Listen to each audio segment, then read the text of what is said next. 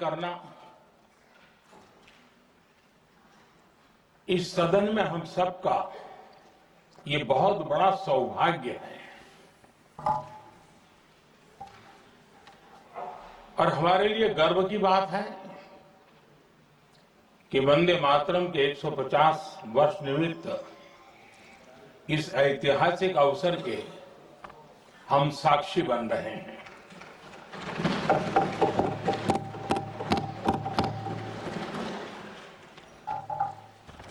एक ऐसा कालखंड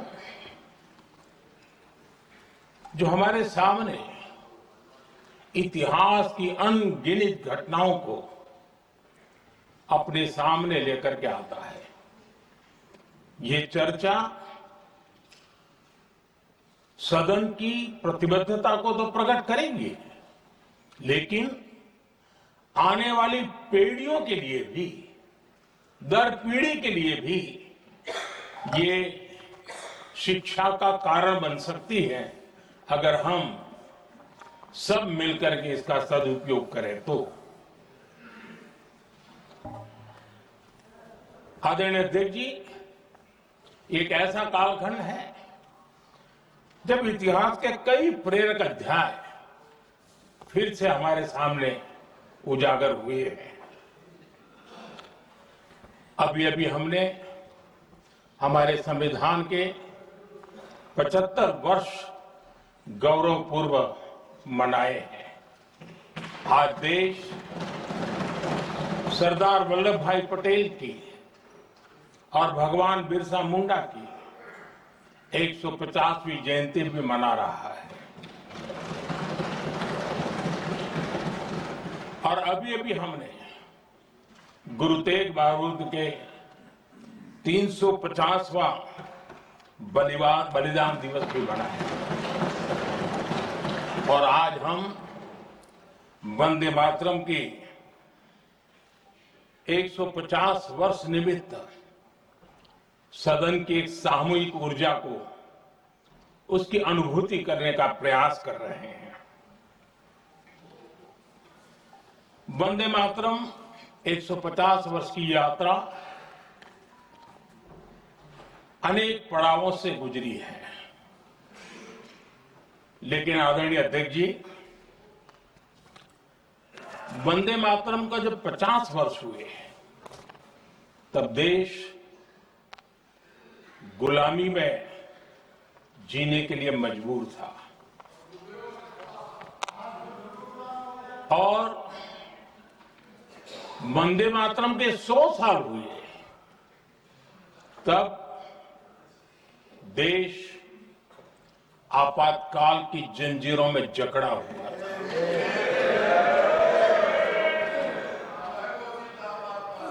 जब वंदे मातरम 100 साल के अत्यंत उत्तम पर्व था, तब भारत के संविधान का गला घोंट दिया गया था।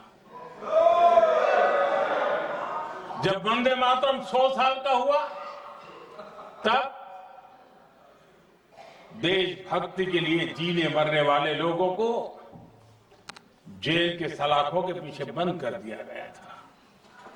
जिस वंदे मातरम के गीत ने देश को आजादी की ऊर्जा दी थी, उसके जब 100 साल हुए तो दुर्भाग्य से एक काला कालखंड हमारे इतिहास में उजागर हो गया। हम लोकतंत्र के गिरोह में थे।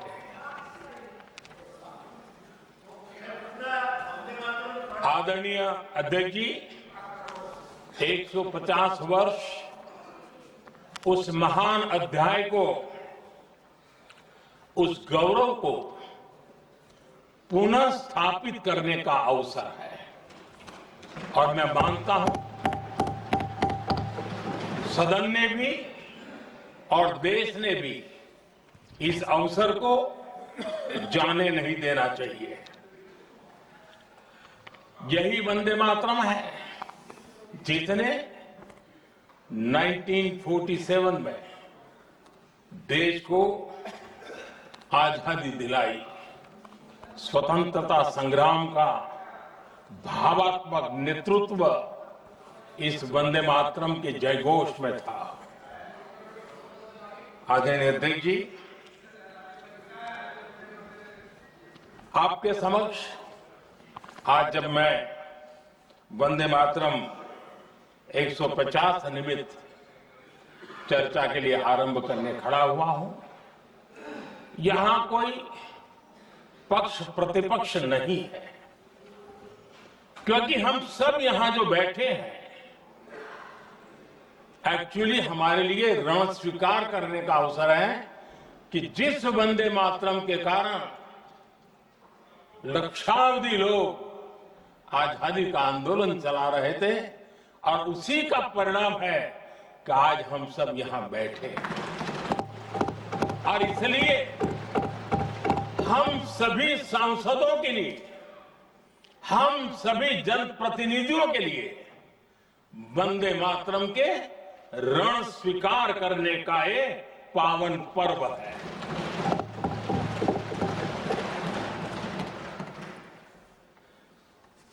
और इससे हम प्रेरणा लेकर के वंदे मातरम की जिस भावना ने देश की आजादी का जंग लड़ा,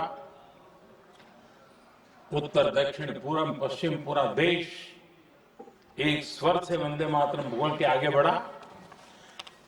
फिर से एक बार अवसर है कि आओ हम सब मिलके चले, देश को साथ लेके चले।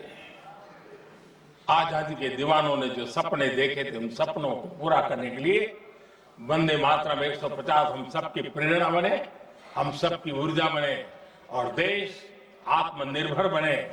2047 में विकसित भारत बना करके हम रहे, इस संकल्प को दोहराने के लिए ये वंदे मातरम हमारे लिए एक बहुत बड़ा अवसर है। आदरणीय अध्यक्ष जी, दादा तबीयत तो ठीक है ना? नहीं, कभी कभी इस उम्र में हो जाता है। आदरणीय अध्यक्ष जी, वंदे मातरम की इस यात्रा की शुरुआत बंकिम चंद्र जी ने 1875 में की थी और गीत ऐसे समय लिखा गया था जब 1857 के स्वातंत्र संग्राम के बाद अंग्रेज सल्तनत बौखलाई हुई थी, भारत पर भांति भांति के दबाव डाल रही थी, भांति भांति के जुल्म कर रही थी और भारत के लोगों को मजबूर किया जा रहा था अंग्रेजों के द्वारा। और उस समय उनका जो राष्ट्रीय गीत था, गॉड सेव द क्वीन, इसको भारत में घर घर पहुंचाने का एक षड्यंत्र चल रहा था। ऐसे समय बंकिम दा ने चुनौती दी और ईंट का जवाब पत्थर से दिया और उसमें से वंदे मातरम का जन्म हुआ।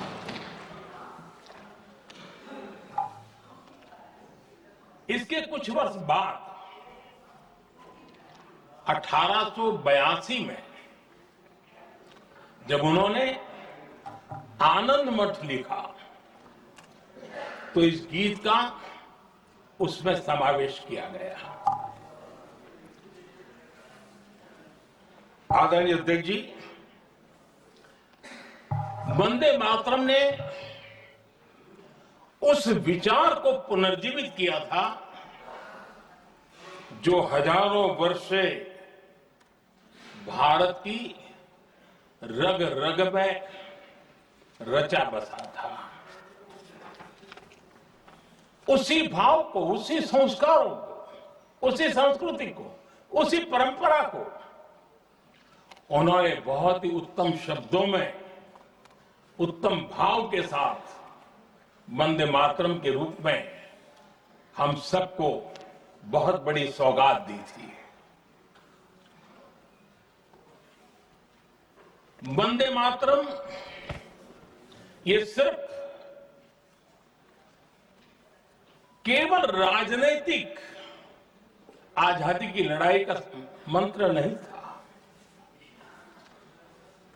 सिर्फ हम अंग्रेज जाए और हम खड़े हो जाए, अपने राह पर चले, इतने मात्र तक वंदे मातरम प्रेरित नहीं करता था, उससे कहीं आगे था। आजादी की लड़ाई इस मातृभूमि को मुक्त कराने का भी जंग था। अपनी मां भारती को उन बेड़ियों से मुक्ति दिलाने का एक पवित्र जंग था। और वंदे मातरम की पृष्ठभूमि हम देखें, उसके संस्कार सरिता देखें, तो हमारे यहां वेद काल से एक बात बार बार हमारे सामने आई है। जब वंदे मातरम कहते हैं तो वही वेद काल की बात हमें याद आती है। वेद काल से कहा गया है, माता भूमि ही पुत्रो अहम पृथिव्याः, अर्थात ये भूमि मेरी माता है और मैं पृथ्वी का पुत्र हूं। आदरणीय अध्यक्ष जी, यही वो विचार है जिसको प्रभु श्री राम ने भी लंका के वैभव को छोड़ते हुए कहा था, जननी जन्मभूमिश्च स्वर्गादपि गरीयसी। वंदे मातरम यही महान सांस्कृतिक परंपरा का एक आधुनिक अवतार है। आदरणीय अध्यक्ष जी, बंकिम दा ने जब वंदे मातरम की रचना की तो स्वाभाविक ही वो स्वतंत्रता आंदोलन का स्वर बन गया। पूरब से पश्चिम, उत्तर से दक्षिण, वंदे मातरम हर भारतीय का संकल्प बन गया। इसलिए वंदे मातरम की स्तुति में लिखा गया था, मातृभूमि स्वतंत्रता की वेदिका पर मदोमय, मातृभूमि स्वतंत्रता की वेदिका पर मोदमय, स्वार्थ का बलिदान है यह शब्द है वंदे मातरम। है सजीवन मंत्र भी, यह विश्व विजयी मंत्र भी, शक्ति का आह्वान है यह शब्द वंदे मातरम। उष्ण शोणित से लिखो, वस्त्र स्थली को चीरकर, वीर का अभिमान है यह शब्द वंदे मातरम। आदरणीय अध्यक्ष जी, कुछ दिन पूर्व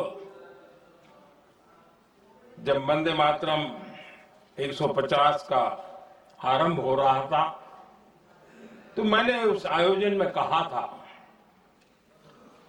वंदे मातरम हजारों वर्ष की सांस्कृतिक ऊर्जा भी थी, उसमें आजादी का जज्बा भी था और आजाद भारत का विजन भी था। अंग्रेजों के उस दौर में एक फैशन हो गई थी भारत को कमजोर, निकम्मा, आलसी, कर्महीन, इस प्रकार भारत को जितना नीचा दिखा सके ऐसी एक फैशन बन गई थी। और उसमें हमारे यहां भी जिन्होंने तैयार किए थे वो लोग भी वही भाषा बोलते थे। तब बंकिम दा ने उस हीन भावना को भी झकझोरने के लिए और सामर्थ्य का परिचय कराने के लिए वंदे मातरम के भारत के सामर्थ्यशाली स्वरूप को प्रकट करते हुए आपने लिखा था, तम ही दुर्गा दश प्रहरण धारिणी कमला कमल दल विहारिणी वाणी विद्या दायिनी नमामि त्वाम नमामि कमलाम अमलाम अतुलाम सुजलाम सुफलाम मातरम वंदे मातरम।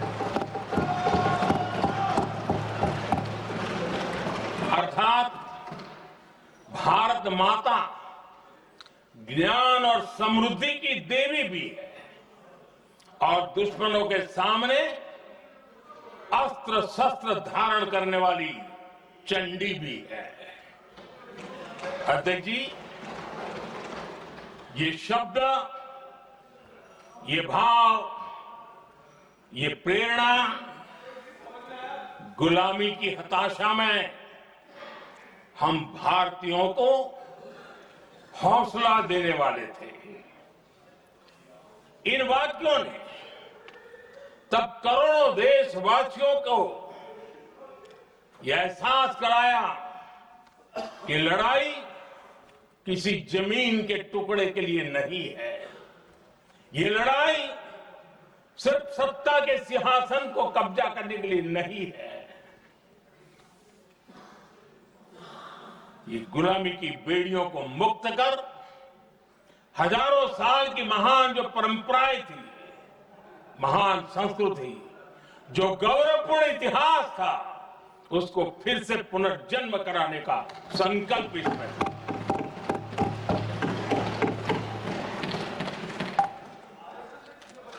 आदरणीय अध्यक्ष जी,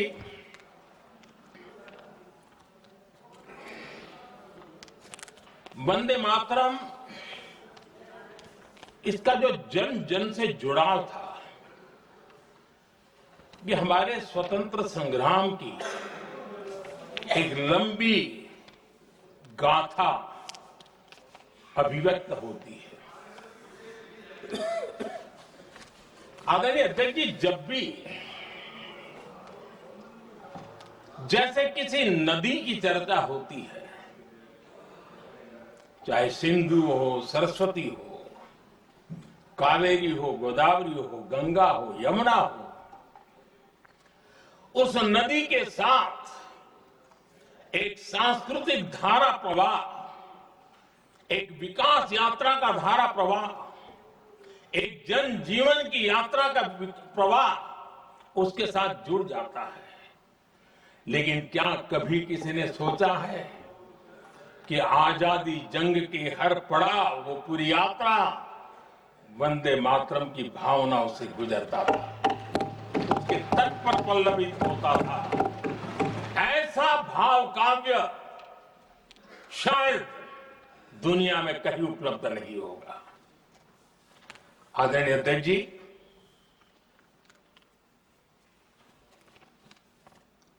अंग्रेज समझ चुके थे कि 1857 के बाद लंबे समय तक भारत में टिकना उनके लिए मुश्किल लग रहा था। और जिस प्रकार से वो अपने सपने लेकर के आए थे, तब उनको लगा कि जब तक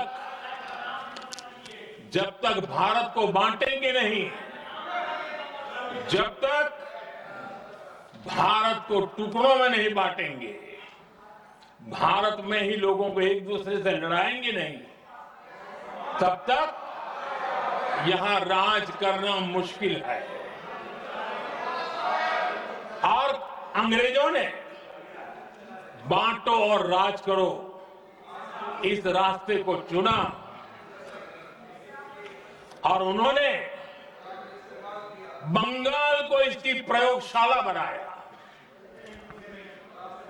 क्योंकि अंग्रेज भी जानते थे वो एक वक्त था जब बंगाल का बौद्धिक सामर्थ्य देश को दिशा देता था, देश को ताकत देता था, देश को प्रेरणा देता था।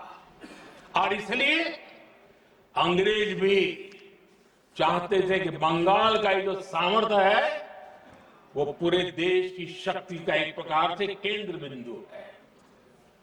और इसलिए अंग्रेजों ने सबसे पहले बंगाल के टुकड़े करने की दिशा में काम किया। और अंग्रेजों का मानना था कि एक बार बंगाल टूट गया तो ये देश भी टूट जाएगा और वो यावत चंद्र दिवाकरो राज करते रहेंगे, ये इनकी सोच थी। 1905 में अंग्रेजों ने बंगाल का विभाजन किया, लेकिन जब अंग्रेजों ने 1905 में ये पाप किया तो वंदे मातरम चट्टान की तरह खड़ा रहा। बंगाल की एकता के लिए वंदे मातरम गली गली का नाद बन गया था और वही नारा प्रेरणा देता था। अंग्रेजों ने बंगाल विभाजन के साथ ही भारत को कमजोर करने के बीच और अधिक बोने की दिशा पकड़ ली थी। लेकिन वंदे मातरम एक स्वर एक सूत्र के रूप में अंग्रेजों के लिए चुनौती बनता गया और देश के लिए चट्टान बनता गया। आदरणीय अध्यक्ष जी, बंगाल का विभाजन तो हुआ, लेकिन एक बहुत बड़ा स्वदेशी आंदोलन खड़ा हुआ और तब वंदे मातरम हर तरफ गूंज रहा था। अंग्रेज समझ गए थे कि बंगाल की धरती से निकला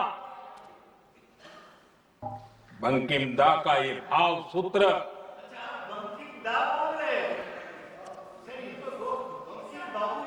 बंकिम बाबू बोले। अच्छा, thank you thank you thank you thank you thank you, आपकी भावनाओं के लिए मैं आदर करता हूं। बंकिम बाबू ने थैंक यू दादा, थैंक यू। हाँ, आपको तो दादा कह सकता हूं ना, वरना उसमें भी आपको इतराज हो जाएगा। बंकिम बाबू ने ये जो भाव विश्व तैयार किया था, उनके भाव गीत के द्वारा उन्होंने अंग्रेजों को हिला दिया। और अंग्रेजों ने देखिए कितनी कमजोरी होगी और इस गीत की ताकत कितनी होगी, अंग्रेजों ने उसको कानूनी रूप से प्रतिबंध लगाने के लिए मजबूर होना पड़ा था। गाने पर सजा, छापने पर सजा, इतना ही नहीं, वंदे मातरम शब्द बोलने पर भी सजा। इतने कठोर कानून लागू कर दिए गए थे। हमारे देश की आजादी के आंदोलन में सैकड़ों महिलाओं ने नेतृत्व किया, लक्षावधि महिलाओं ने योगदान दिया। एक घटना का मैं जिक्र करना चाहता हूं। 22 साल में वंदे मातरम गाने पर सर्वाधिक जुल्म हुए थे। वो 22 साल आज भारत का हिस्सा नहीं रहा है और उस समय 22 साल की हमारी माताएं, बहनें, बच्चे मैदान में उतरी थी वंदे मातरम के स्वाभिमान के लिए। इस प्रतिबंध के विरोध में लड़ाई के मैदान में उतरी थी और तब 22 साल की एक वीरांगना श्रीमती सरोजिनी बोस जिन्होंने उस जमाने में वहां की भावनाओं को देखी है और उन्होंने कहा था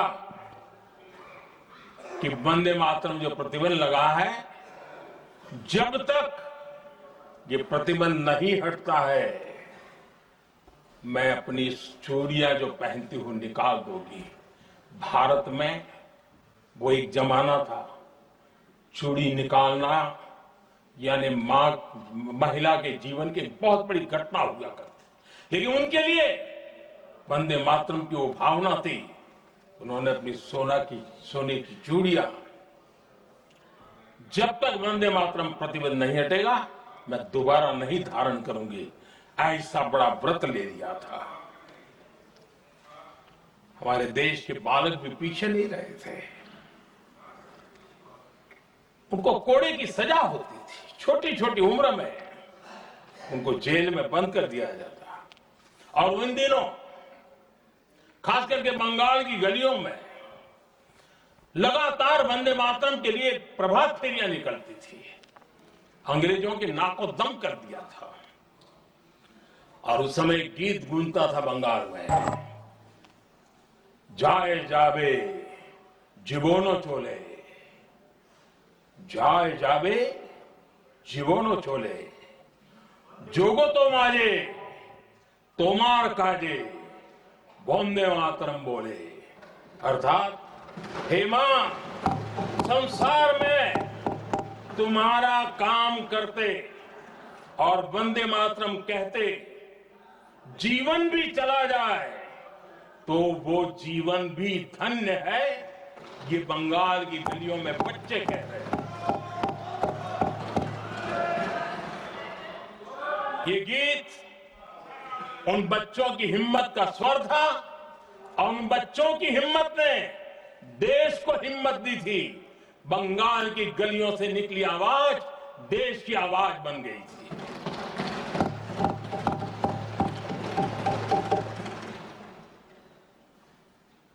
उन्नीस 1905 में फरीदपुर के गांव में बहुत छोटी छोटी उम्र के बच्चे जब वंदे मातरम के नारे लगा रहे थे, अंग्रेजों ने बेरहमी से उन पर कोड़े मारे थे। यानी एक प्रकार से जीवन और मृत्यु के बीच लड़ाई लड़ने के लिए मजबूर कर दिया था। इतना अत्याचार हुआ था। 1906 में नागपुर में नील सिटी हाई स्कूल के उन बच्चों पर भी अंग्रेजों ने ऐसे ही जुल्म किए थे। गुनाह यही था कि वो एक स्वर से वंदे मातरम बोल करके खड़े हो गए थे। उन्हें वंदे मातरम के लिए मंत्र का महात्म्य अपनी ताकत से सिद्ध करने का प्रयास किया था। हमारे जांबाज सपूत बिना किसी डर के फांसी के तख्त पर चढ़ते थे और आखिरी सांस तक वंदे मातरम, वंदे मातरम, वंदे मातरम, यही उनका भाव घोष रहता था। खुदीराम बोस, मदनलाल ढींगरा, राम प्रसाद बिस्मल, अशफाक उल्लाह खान, रोशन सिंह, राजेंद्र नाथ लाहिड़ी, रामकृष्ण विश्वास, अनगिनत जिन्होंने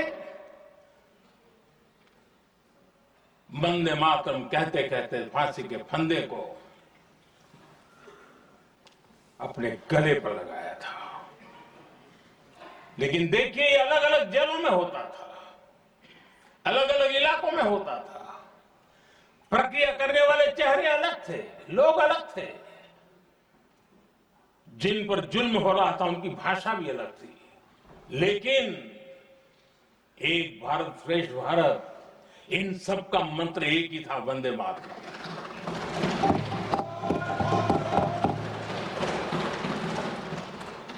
चटगांव की स्वराज क्रांति, जिन युवाओं ने अंग्रेजों को चुनौती दी, वे भी इतिहास के चमकते हुए नाम है।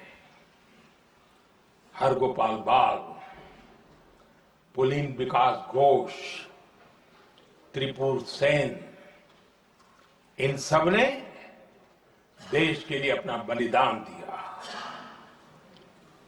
मास्टर सूर्य सेन को 1934 में जब फांसी दी गई, तब उन्होंने अपने साथियों को एक पत्र लिखा और पत्र में एक ही शब्द की गूंज थी और वो शब्द था वंदे मातरम।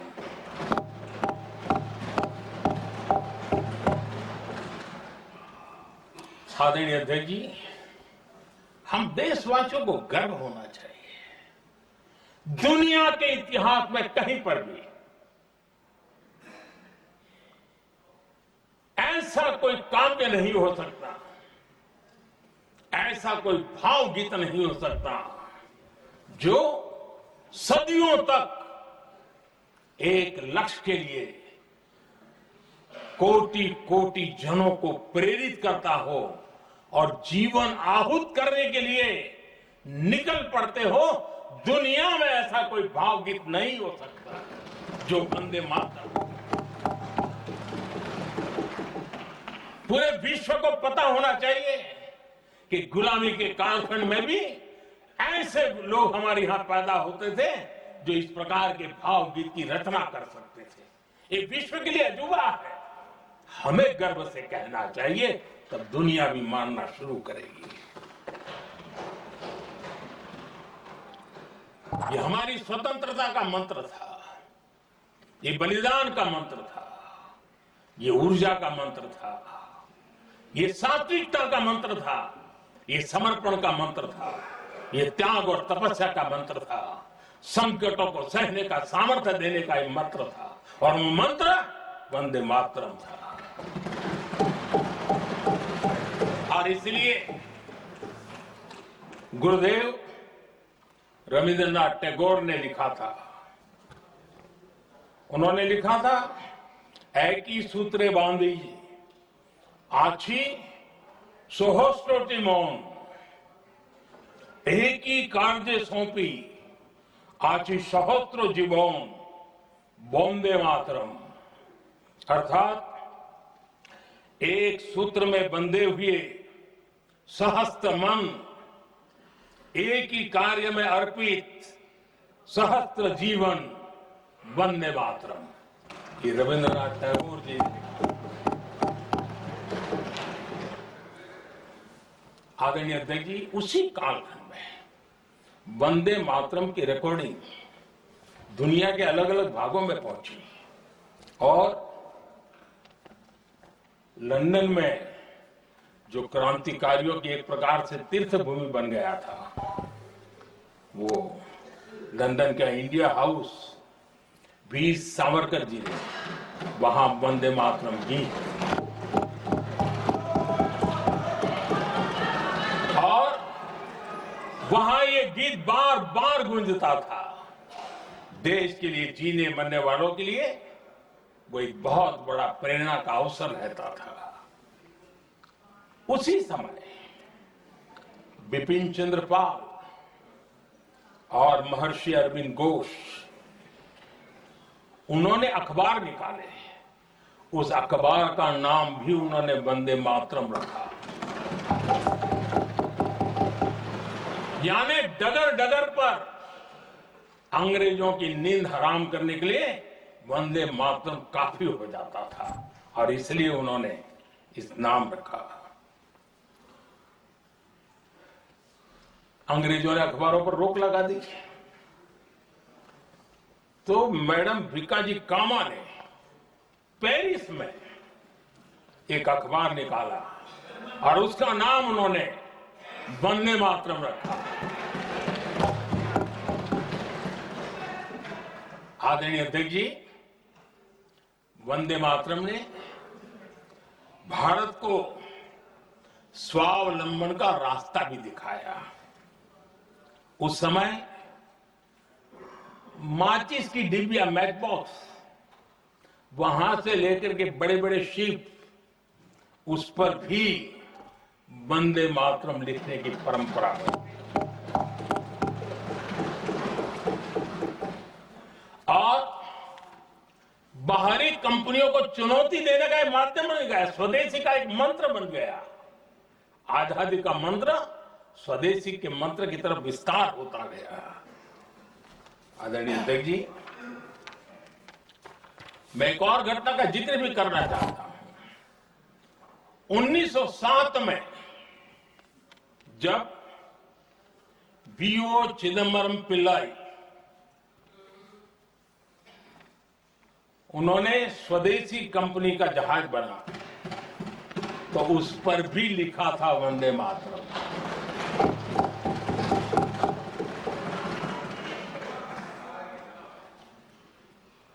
राष्ट्र कवि सुब्रमण्य भारती ने वंदे मातरम को तमिल में अनुवाद किया, स्तुति गीत लिखे। उनके कई तमिल देशभक्ति गीतों में वंदे मातरम की श्रद्धा साफ साफ नजर आती है। शायद सभी लोगों को, हो सकता है तमिलनाडु के लोगों को पता हो, लेकिन सभी लोगों को ये बात का पता ना हो कि भारत का ध्वज गीत भी सुब्रमण्यम भारती ने ही लिखा था। उस ध्वज गीत का वर्णन जिस पर वंदे मातरम लिखा हुआ था, तमिल में इस ध्वज गीत का शीर्षक था ताइन माणी कोड़ी पारी तालंदु पणिंदु पुलहिंद्रु वारी, अर्थात देश प्रेमियों दर्शन कर लो, सविनय अभिनंदन कर लो, मेरी मां की दिव्य ध्वजा का वंदन कर लो।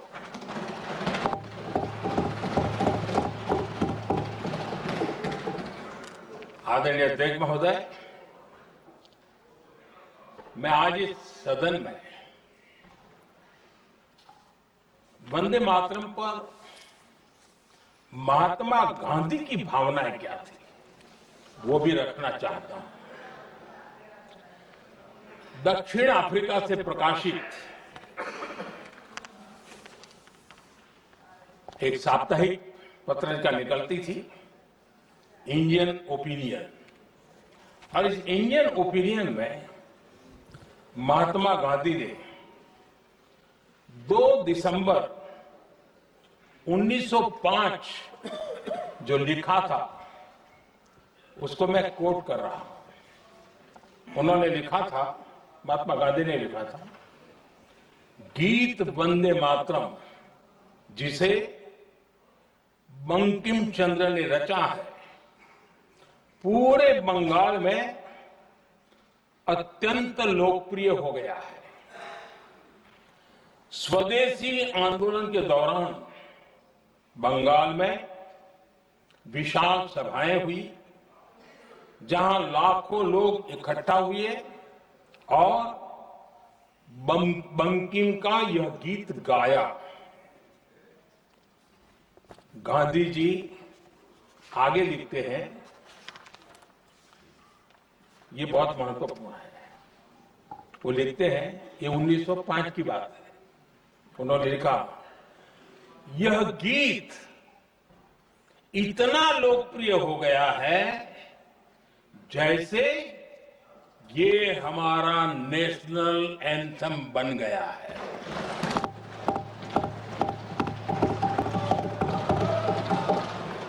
इसकी भावनाएं महान है और यह अन्य राष्ट्रों के गीतों से अधिक मधुर है। इसका एकमात्र उद्देश्य हम में देशभक्ति की भावना जगाना है। यह भारत को मां के रूप में देखता है और उसकी स्तुति करता है। अध्यक्ष जी,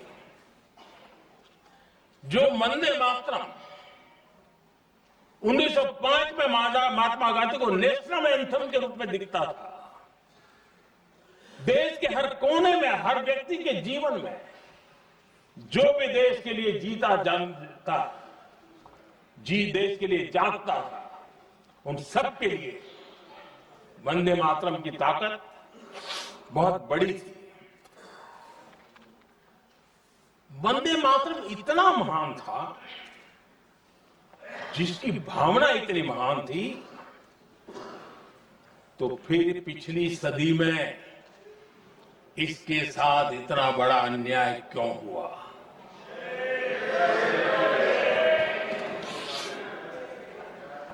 वंदे मातरम के साथ विश्वासघात क्यों हुआ?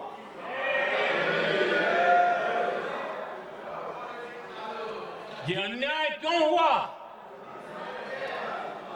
वो कौन सी ताकत थी जिसकी इच्छा खुद पूज्य बापू की भावनाओं पर भी भारी पड़ गई, जिसने वंदे मातरम जैसी पवित्र भावना को भी विवादों में घसीट दिया? मैं समझता हूं आज जब हम वंदे मातरम के 150 वर्ष का पर्व मना रहे हैं, चर्चा कर रहे हैं, तो हमें उन परिस्थितियों को भी हमारी नई पीढ़ियों को जरूर बताना हमारा दायित्व है,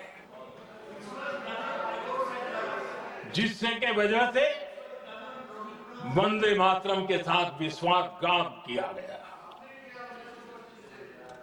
वंदे मातरम के प्रति मुस्लिम लीग की विरोध की राजनीति तेज होती जा रही थी।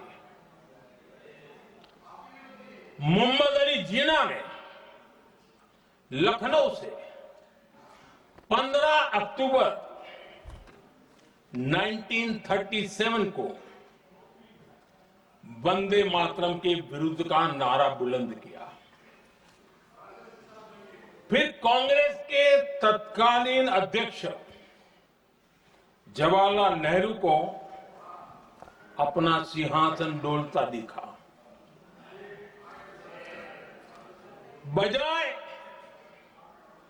कि नेहरू जी मुस्लिम लीग के आधारहीन बयानों को तगड़ा जवाब देते, करारा जवाब देते, मुस्लिम लीग के बयानों की निंदा करते,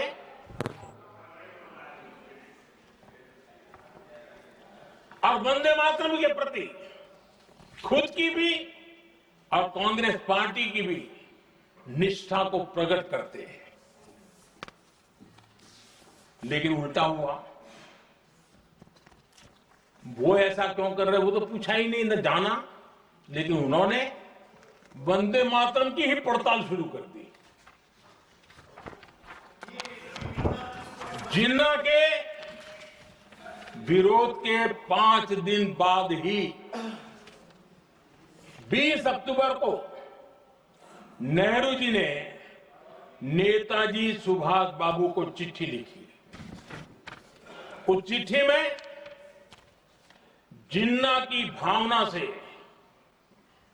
नेहरू जी अपनी सहमति जताते हुए कि वंदे मातरम की, ये जो उन्होंने सुभाष बाबू को लिखा है, वंदे मातरम की आनंद मठ वाली पृष्ठभूमि मुसलमानों को इरिटेट कर सकती है। मैं नेहरू जी का कोट पढ़ता हूं। नेहरू जी कहते हैं, मैंने वंदे मातरम गीत का बैकग्राउंड पढ़ा है। नेहरू जी फिर लिखते हैं, मुझे लगता है कि ये जो बैकग्राउंड है इससे मुस्लिम भड़केंगे। साथियों,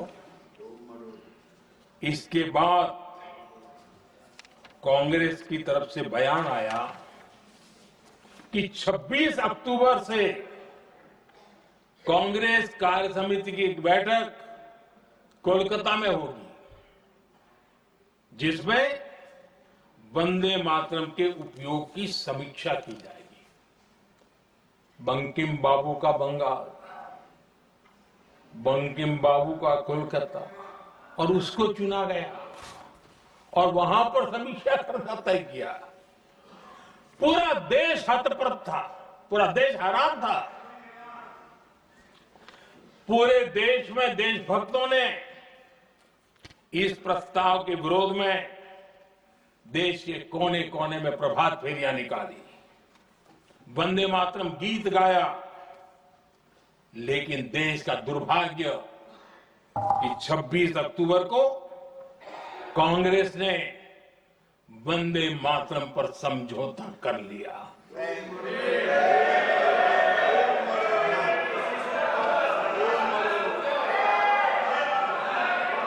वंदे मातरम के टुकड़े करने के फैसले में, वंदे मातरम के टुकड़े कर दिए। उस फैसले के पीछे नकाब ये पहना गया, चोला ये पहना गया कि ये तो सामाजिक सद्भाव का काम है। लेकिन इतिहास इस बात का गवाह है कि कांग्रेस ने मुस्लिम लीग के सामने घुटने टेक दिए और मुस्लिम लीग के दबाव में किया। और कांग्रेस का ये तुष्टीकरण की राजनीति को साधने का एक तरीका था। आदरणीय अध्यक्ष जी, तुष्टीकरण की राजनीति के दबाव में कांग्रेस वंदे मातरम के बंटवारे के लिए झुकी। इसलिए कांग्रेस को एक दिन भारत के बंटवारे के लिए झुकना पड़ा।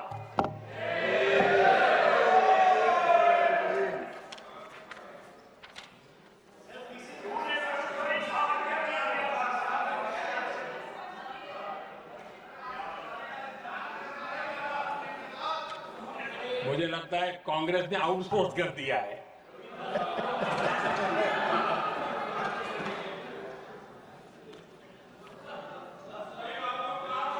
दुर्भाग्य से कांग्रेस की नीतियां वैसी की वैसी थी है। और इतना ही नहीं, आईएनसी चलते चलते एमएमसी हो गया है।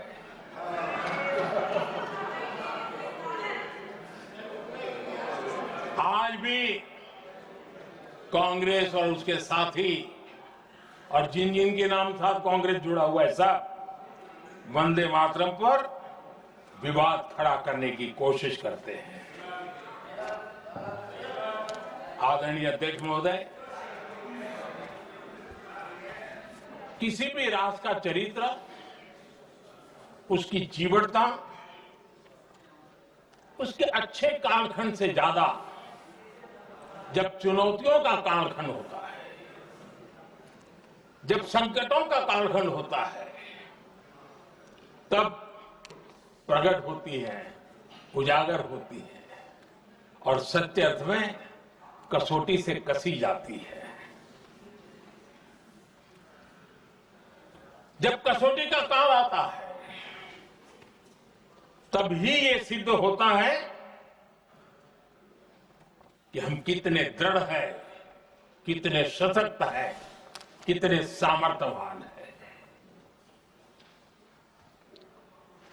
1947 में देश आजाद होने के बाद देश की चुनौतियां बदली, देश की प्राथमिकताएं बदली,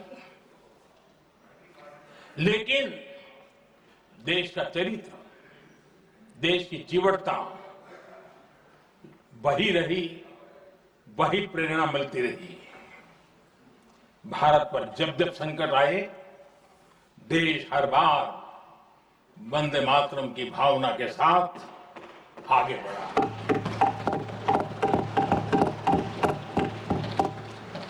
बीच का कालखंड कैसा गया जाने दो, लेकिन आज भी 15 अगस्त 26 जनवरी की जब बात आती है, हर घर तिरंगा की बात आती है, चारों तरफ भाव दिखता है तिरंगे झंडे फहराने।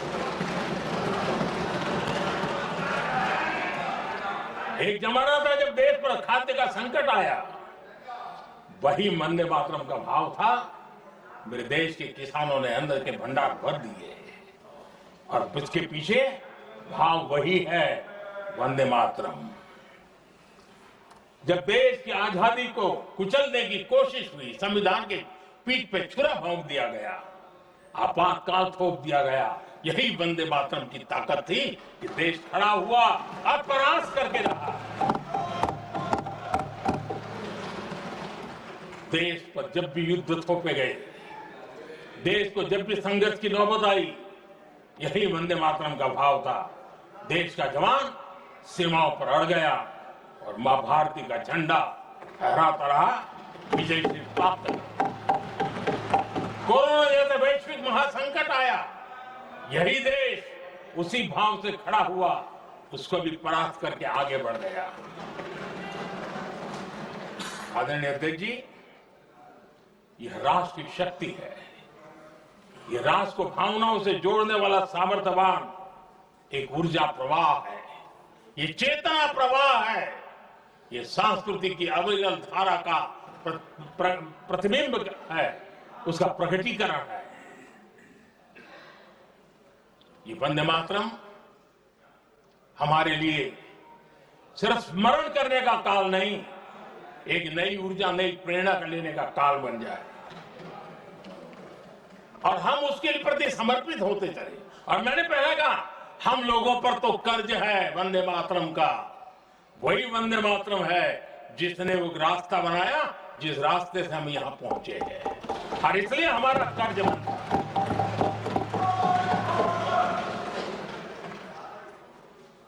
भारत हर चुनौतियों को पार करने में सामर्थ है।